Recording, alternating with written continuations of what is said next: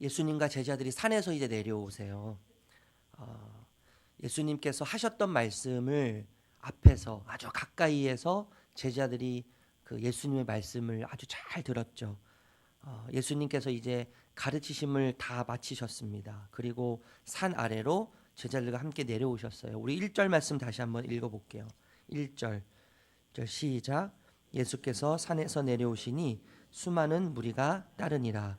여러분, 산은 예수님께로부터 제자들이 아주 주옥 같은, 그죠? 아주 신령하고 주옥과 같은 말씀, 놀라운 말씀을 듣던 곳이 산이죠. 그래서 그 주옥과 같은 말씀으로부터 예수님의 권위를 제자들이 느꼈고 사람들이 느끼기 시작했어요. 예수님의 말씀을 들으면서 직접 들었잖아요. 직접. 그러니까 얼마나 그 자리가 영광스러운 자리였겠어요. 하나님의 영광을 경험하고 주옥과 같은 아주 신령한 예수님의 말씀을 들으면서 예전에는 들을 수 없었던 그 놀라운 예수님의 말씀을 들으면서 하나님의 임재를 경험했을 거예요. 산은 여러분 그래서 하나님을 만나는 곳이죠. 하나님의 음성을 직접 듣는 그곳이고 현실을 초월해서 예전에는 들을 수 없었던 일상에서는 경험할 수 없었던 하나님의 음성을 듣는 곳이 산이죠. 산. 그래서 여러분 산은 더 머물고 싶은 곳이에요. 더 머물고 싶은 곳. 여러분 마태복음 17장에 가서 이렇게 보면은 예수님께서 제자들 3명을 데리고 산으로 올라가세요. 산으로 올라가시는데 거기에 누가 있냐면요. 모세와 엘리야가 있어요. 모세와 엘리야가 있는데 예수님께서 모세와 엘리야와 함께 대화를 막 나누시는 거예요. 그것을 보는 베드로가 너무 영광스러운 것이죠. 너무나 영광스럽기 때문에 이런 제안을 하잖아요. 예수님, 내가 모세를 위해서 엘리야를 위해서 당신을 위해서 이것에 초막을 짓겠습니다. 그러니까 이 산은 너무나 아름답고 영광스러운 것이고 계속 머물러 있고 싶은 곳이 산이죠. 그런데 여러분 그 산에서 예수님이 내려오세요. 그 전에 사실 하나님이신 예수님은요 하늘에서 내려오셨잖아요. 머물러 있고 싶은 그곳에서 제자들과 함께 내려오신 예수님은 이미 그 전에요 높은 하늘에서 하늘의 영광을 버리시고 이 땅으로 내려오셨어요. 왜 내려오셨죠? 나 때문 아니에요. 나 때문에. 우리 때문에 그 높은 영광스러운 보좌를 버리고 하늘을 버리시고 낮고 낮은 이 천한 땅으로 우리 때문에 나 때문에 내려오셨다는 것이죠. 여러분 산에서 신령하고 아주 영광스러운 하늘의 이야기, 가르침을 전해 들은 제자들과 예수님이 내려오자마자 처음으로 만나는 사건이 어떤 사건이에요? 2절이에요. 2절 읽어볼까요? 2절 시작.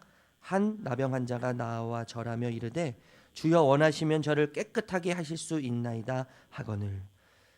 좀 전만 해도요 그 주옥과 같은 신령한 하나님의 영광과 인재를 경험했던 산에서 그 놀라운 일을 경험했는데 산에서 내려오자마자 처음 만나는 사건과 사람이 나병 환자죠. 나병 환자. 여러분 우리가 잘 알지만요. 나병 환자는 보기만 해도 뭐예요? 부정하게 되는 거예요. 그 영광과 그 신령함과 그 위엄과 그 아름다운 하나님의 말씀을 들은 그리고 전한 그 이후에 바로 이어지는 사건이 영광의 사건이 아니에요. 그 산에서 내려오자마자 머물고 싶었던 그곳에서 영광스러운 하나님의 말씀을 경험한 이후에 내려오자마자 처음 경험하는 사건이 나병에 걸린 아주 더럽고 추한 사람을 만나는 것이 산에서 내려온 제자들과 예수님의 이야기인 것이죠. 여러분 문둥병을 천형병이라고 하더라고요. 천형병이란 말은요 천벌을 받은 병이라는 이야기예요. 여러분 영광의 사건과 또 천형병에 걸린 나병 환자의 만남은 영광을 경험한 제자들과 예수님, 그들과 나병에 걸린 환자의 만남은 어떻게 보면 좀 격에 맞지 않는 이야기 같아요. 그렇죠? 추잡하고 더럽고 부정한 문둥병자, 영광과 숭고함이 지속되어야 되는데 그것을 마치 뭉개듯이 산통을 깨는 것 같지 않아요, 여러분? 산통을 깨듯이 문둥병자가 소리를 치면서 예수님과 제자들 앞에 나타나는 거 아니에요? 저는 여러분 이런 생각이 들어요. 신앙생활은요 내려오면서부터 시작되는 거예요. 신앙생활은 내려오면서부터 시작되는 거예요. 믿음은 내려오면서부터 시작되는 거예요. 여러분 우리가 예배를 드리고 나서 얼마나 그 하나님의 영광을 경험해요. 하나님의 임재를 경험하죠. 그런데 우리의 진짜 믿음은 어디서 드러나면요. 교회를 밖으로 나가는 순간, 교회 문을 열고 밖으로 나가는 순간 우리의 진짜 믿음이 드러나는 거예요. 이 새벽에 우리가 와서 여러분 얼마나 열심히 기도들을 하셔요. 이 새벽을 깨우면서 말씀을 듣고 기도하고 오늘 하루를 주님께 맡기고 그리고 하나님의 임재를 경험하고 하나님께서 나를 사랑하시고 나와 함께 하신다는 그 확신 속에서 오늘 교회 문을 열고 나갔는데 수많은 문제들이 우리 앞에 있죠. 하나도 다를 게 없어요. 그대로 있어요. 똑같아요. 제가 1월 2일 설교 시작할 때 말씀드렸던 거 기억나시잖아요. 여러분 새해가 됐다고 달라질 거 하나도 없어요. 참 죄송해요. 달라질 게 없어요, 여러분. 어쩌면 올해 또 다른 내가 상상치도 못했던 또 다른 문제들이 나에게 달려올 수 있는 거예요. 나를 삼켜 먹을 것 같은 수많은 두려움과 수많은 문제들과 수많은 아픔들이 또 다른 상상도 못했던 것들이 내 앞에 펼쳐지는 것이 2018년도의 삶 아니겠어요? 여러분 신앙생활은요 내려오면서부터 시작되는 거예요. 신앙생활은 은혜를 받고 하나님이 나와 함께 하신다는 확신 이후에 밖으로 나가서 저 세상 속으로 우리가 들어간 이후에 시작되는 것이 신앙생활이죠. 그래서 여러분 진짜 믿음과 진짜 신앙은요 예배 드리고 일상에서 은혜를 받고 기도한 후에 우리의 일상에서 시작되는 거예요. 나병 여러분 문둥병이라고 하는데 이 나병의 특징이 있잖아요. 감각이 없어지죠. 감각. 이 살이 썩어서 저도 보지는 못했어요. 실은 보지는 못했지만 살이 썩어서 문드러지는 병 아니에요. 그래서 피가 흐르고 살점이 뚝뚝 떨어져 나가고 썩어서 문드러지기 때문에 신경이 함께 썩어서 문드러지는 거예요. 그러니까 감각이 없어지죠. 악취가 나죠. 썩어서 냄새 나니까 악취가 나는 거예요. 악취. 그 제가 얼마 전에요.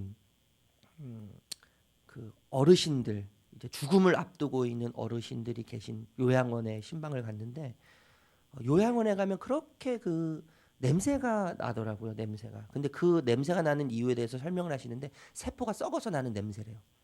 그 세포가 썩어서 나는 냄새인데 사실 그 세포가 썩어서 나는 냄새는 좀 역해요, 실은. 그러니까 우리 젊은 세대보다 연세가 많이 드신 분들은 조금 더 이 세포 노화가 빠르기 때문에 금방 세포가 죽거든요. 그래서 연세가 많이 드시면 드실수록 냄새가 난다고 이야기하시는 거예요.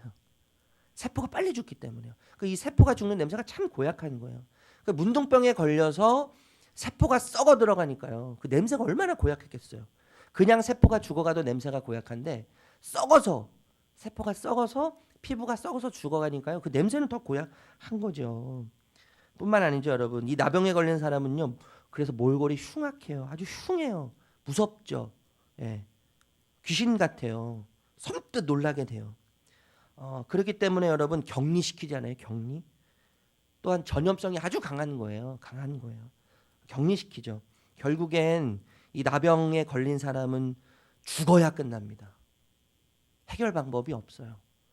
죽어야지 모든 것이 끝나요. 문둥병자가 이 나병에 걸린 환자가 죽으면 시체와 함께 모든 물건을 불태워요. 이것이 뭐예요? 문둥병에 걸린 사람의 최후예요. 이러고 보면 여러분 이 나병의 특징은요 죄의 특징과 너무나 똑같은 것 같아요. 죄의 특징. 죄는 여러분 중독성이 있지 않습니까? 이 중독성이 있기 때문에요 감각이 사라져요. 처음에 죄를 지을 때는 그냥 그 죄에 대해서 굉장히 죄책감을 느끼고 막 회개하고 눈물을 흘리고 하나님께 용서를 구하는데 점점점 똑같은 죄를 저지르면 저지를수록 우리 마음이 무뎌져 가요. 그래서 감각이 없어져요. 하나님 앞에서 내가 죄를 지은 것에 대해서 하나님께 너무나 부끄럽고 죄송한데 시간이 가면 갈수록 내 마음이 묻어지면서 하나님에 대한 인식이 점점점 사라지는 거예요. 이게 죄죠, 죄.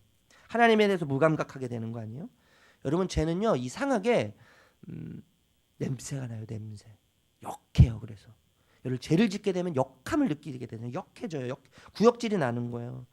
여러분 죄를 지으면 하나님의 형상이 점점점 파괴되기 때문에 어떻게 돼요? 우리의 영이 병드는 거죠. 그래서 우리의 몰골이 흉해지는 거예요. 우리 영혼이 흉해지는 거예요. 격리되죠. 격리.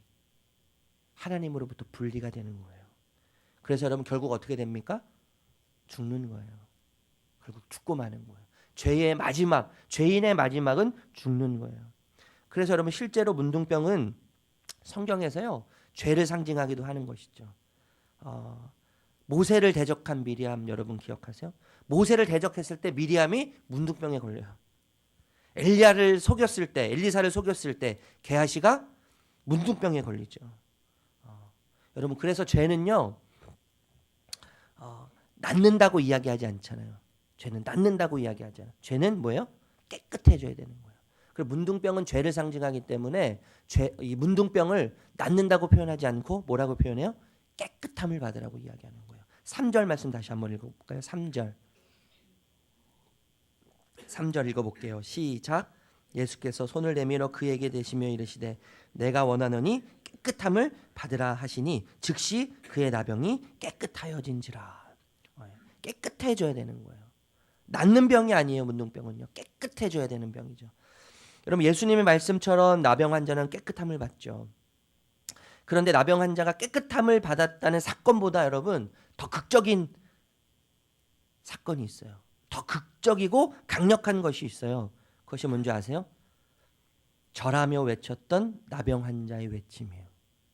2절 말씀 다시 한번 읽어볼까요? 2절 말씀 2절 시작. 한 나병 환자가 나와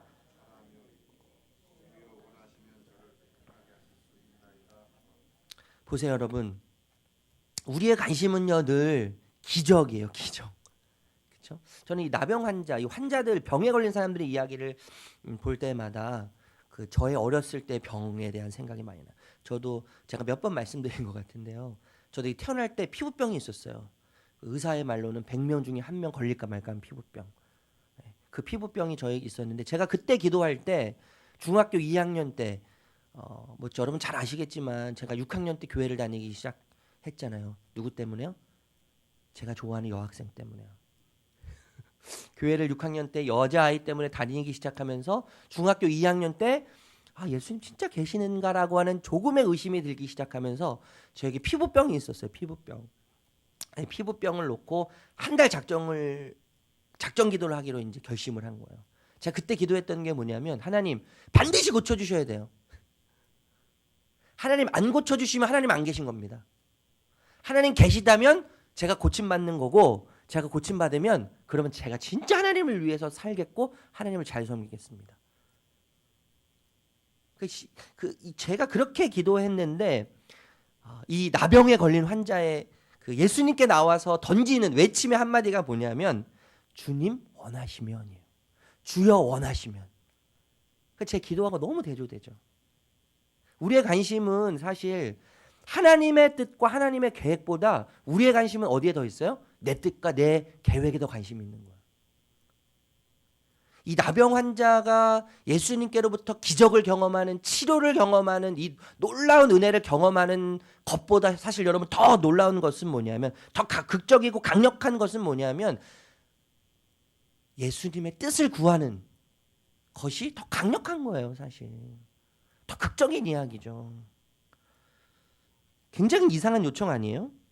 여러분 이 말은요 예수님이 자신의 나병을 고칠 수 있는 능력이 있을 수도 없고 없을 수도 있다고 하는 불신에서 나오는 고백이 절대 아니에요. 자신의 병을 고칠 수 있는 능력이 확실히 가지고 계신데 능력을 다만 뭘 확인하는 작업이에요? 뭘 확인하는 요청이에요? 내 뜻이 아닌 누구의 뜻이요? 예수님의 뜻을 요청하고 그 뜻이 예수님께 있는지 나를 치료해 주실 하나님의 뜻과 예수님의 의지가 있는지를 없는지를 확인하는 고백이에요.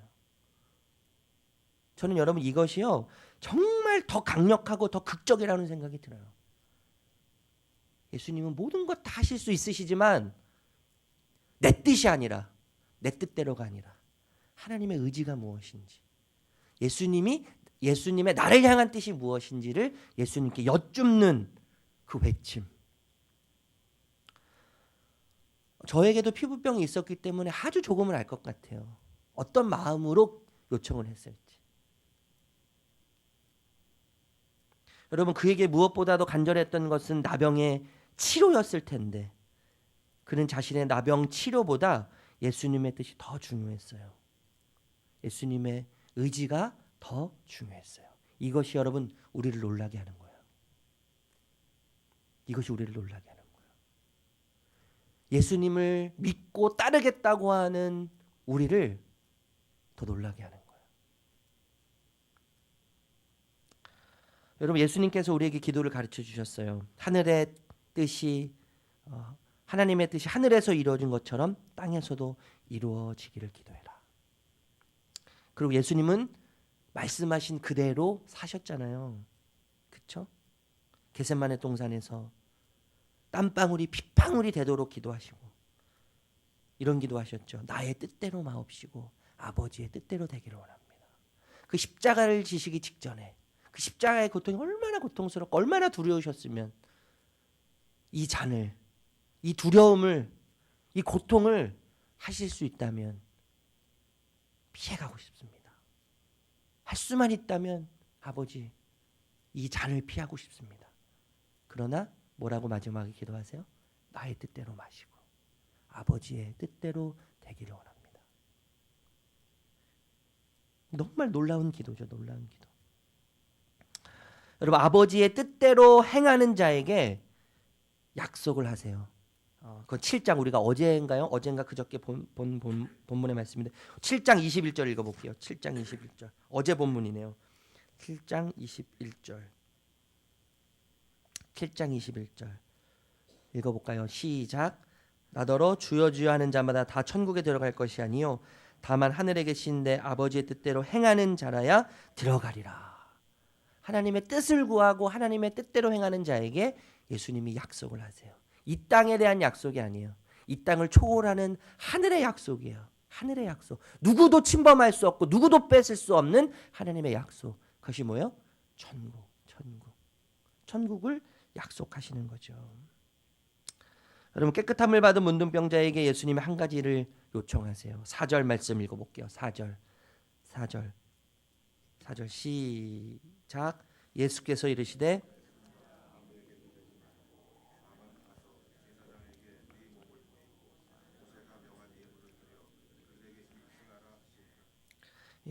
입증하라고 하세요. 제사장에게 가서 몸을 보이고 모세가 명한 예물을 드려 입증하라. 왜 이렇게 하죠? 율법이 정한 규례이기 때문이죠. 나병 환자가 깨끗해졌을 때 제사장에게 가서 그 깨끗함을 판명받고 그리고 가족으로 돌아갈 수 있도록 규례를 세워서 모세를 통해서 규례를 세워서 가족의 품으로 돌아갈 수 있도록 했던 것이죠. 여러분, 제사장이 물었을 것 같아요. 어떻게 깨끗해졌냐? 너를 깨끗하게 한 자가 누구냐? 성경에는 없지만요. 그런 질문을 했을 것 같아요. 왜냐하면 예전에는 경험할 수 없었던 놀라운 사건 아니에요. 문둥병이라는 판명은 내려본 적은 있지만 문둥병이 깨끗해졌다라고 하는 판명을 한 번도 내린 적이 없는 제사장들이셨을 거예요. 왜냐하면 인간 밖에 능력이 아니고서는 치료받을 수 없는 병이기 때문에요. 어떻게 깨끗해졌냐? 누가 너를 깨끗하게 했냐? 여러분, 율법은 나병을 진단하죠. 그리고 율법은 나병이라고 하는 병을 진단받은 사람으로 하여금 공동체에서 추방하게 만들고 격리시키도록 만들어요. 이것이 뭐예요? 율법이에요. 그러나 여러분, 율법은요 나병에서 깨끗하게 하지 못해요. 율법은 나병을 진단하고 나병으로부터 진단을 받은 그 사람을 공동체에서 추방시키기는 하지만 율법은 나병을 깨끗하게 하지 못해요. 이것이 율법의 한계죠. 율법이 할 수 없는 그것을 그러나 예수님이 하시는 거예요. 율법은요 한 번도 나병을 깨끗하게 한 적이 없어요. 나병에 걸려서 격리된 사람을 공동체로 돌아오게 할 수 있는 능력이 율법에는 없어요. 그러나 오직 예수님께만 나병을 고칠 수 있는 능력을 가지고 계시는 거예요. 오직 예수님만 격리된 그 사람을 다시 공동체 안으로 끌어들일 수 있는 능력이 있는 것이죠. 그것이 뭐예요? 복음의 능력인 거예요. 복음. 여러분, 나병 환자를 만지면 부정하게 돼요. 나병 환자를 보기만 해도 부정하게 돼요. 그러나 여러분, 예수님은 나병 환자를 만지심으로 절대 부정하게 되지 않으셨죠. 오히려 나병 환자를 만지심으로 예수님의 거룩함과 예수님의 순결함이 그 나병 환자에게 흘러들어가는 거예요. 흘러들어가요. 회복케 하시는 예수님의 능력이 흘러들어가는 거예요. 율법에는 없는 능력, 회복의 능력, 치유의 능력이 예수님이 만지심으로 그 나병 환자에게 흘러들어가서 치유가 일어나는 거예요. 생명이 일어나는 거죠. 이것이 복음의 능력이에요. 중풍병에 대한 이야기는 다 할 수 없지만 여러분, 중풍병에 걸린 이야기, 나병의 치료의 이야기, 여러분, 이 이야기는요, 예수님 잘 믿으면 문제가 해결됩니다. 예수님 잘 믿으면 여러분 기적을 경험할 수 있습니다. 여러분이 원하는 소원을 성취할 수 있습니다. 라는 것을 말하고 싶어서 이야기하는 게 아니에요. 물론 여러분, 예수님 기적을 베푸시죠. 모든 질병을 치료하시죠. 우리의 모든 문제를 해결하실 수 있는 능력을 충분히 가지고 계시는 분이죠. 그런데 여러분, 오늘 이 이야기는 그것을 이야기하고자 하는 것이 아니죠. 능력을 행하시는 예수님이 누구신가를 말하는 거예요. 누구신가? 여러분, 족보를 통해서도 제가 말씀드렸지만 그 족보를 통해서 무엇을 이야기하는 거예요? 죄 많은 사람들, 문제투성이인 사람들, 이방인 여인들, 창기였던 여인들, 그 여인들을 통해서 예수님의 족보를 흘러가게 하면서 예수님의 결국 탄생하시는데 예수님이 누구신가를 이야기하는 거예요. 예수님이 누구신가? 오늘 말씀도 마찬가지인 거예요. 예수님이 누구신가를 확신시켜주는 이야기. 예수님은 진짜 우리의 주인이시고 왕이심을 여러분 잊지 않는 저와 여러분 되셨으면 좋겠어요. 예수님의 아버지가 우리의 아버지시라는 걸 잊지 않으셨으면 좋겠어요. 모든 것을 행하실 수 있는 그분이 우리를 그분 안으로 초대하시는 거예요. 우리가 해결할 수 없는 모든 죄악의 문제들을, 우리의 모든 고통들을, 우리의 모든 아픔들을 대신 짊어지시고 십자가를 지신 분이 그분이신 거예요. 그래서 여러분, 그분 안에 영원한 생명이 있는 거죠. 그분 안에 영원한 행복이 있는 거예요. 그분 안에 영원한 배부름이 있는 거예요. 그분 안에 영원한 만족이 있는 거예요. 그 외에는 없는 거예요. 그것을 본문이 얘기하는 거예요.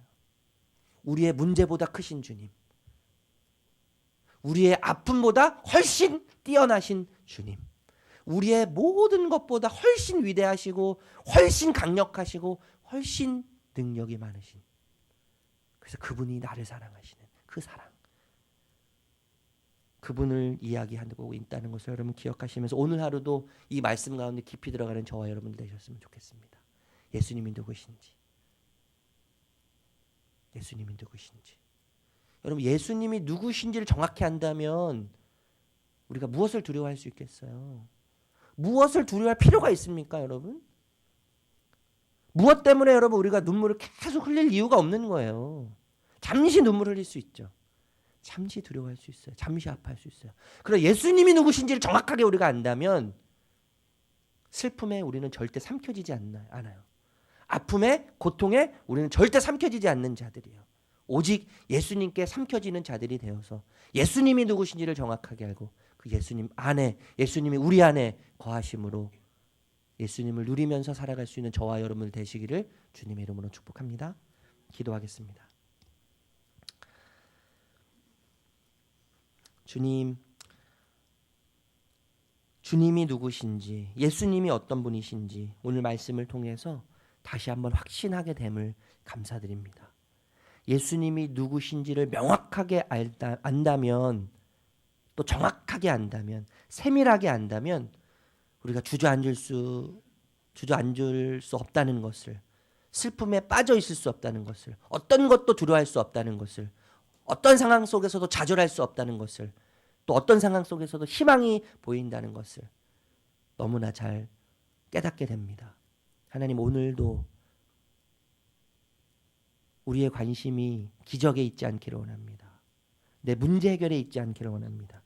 그것보다 크신 주님, 그것보다 훨씬 강력하신 주님, 모든 것을 압도하시는 주님의 뜻이 무엇인지를 잘 깨달아 알므로 오늘 하루도 우리에게 주어진 삶 가운데 그 길을 믿음의 발걸음으로 걸어갈 수 있는 우리 모두 될 수 있도록 하나님 은혜 허락하여 주시옵소서. 우리 뼛속 깊이 예수님이 누구신가를 새기며 그 예수님을 더 사랑하고 그 예수님 안에 더 머물므로 예수님을 누리는 복된 하루와 우리의 삶이 되게 하여 주시옵소서. 예수님의 이름으로 기도합니다. 아멘. 하늘에 계신 우리 아버지여,